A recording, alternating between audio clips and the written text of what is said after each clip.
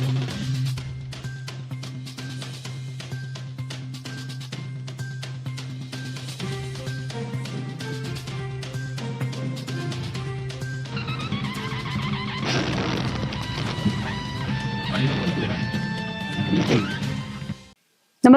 आपण पाहता हिरकणी न्यूज.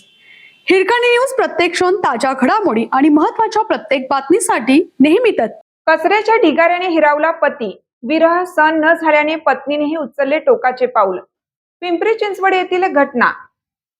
मोशी कचरा डेपो दुर्घटनेने हादरलेल्या पिंपरी चिंचवडमध्ये आणखीन एक दुःखद घटना समोर आली आहे.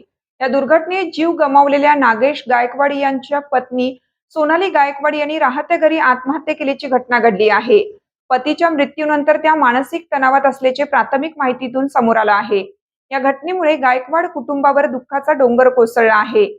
सोनाली यांच्या पश्चात 2 लहान मुली आहेत.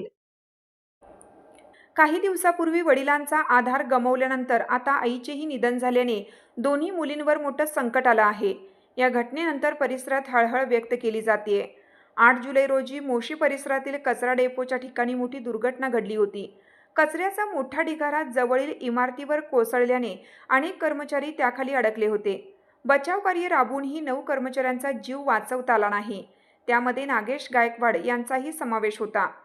पतीच्या अचानक झालेल्या मृत्यूनंतर सोनाली गायकवाड यांच्यावर मोठा मानसिक आघात झाला होता. कुटुंबातील व्यक्ती आणि परिचितांकडून त्यांना आधार देण्याचा प्रयत्न सुरू होता. मात्र बुधवारी रात्री त्यांनी टोकाचे पाऊल उचलल्याची माहिती समोर आली आहे. या प्रकरणाची पुढील चौकशी पोलिसांकडून केली जात आहे.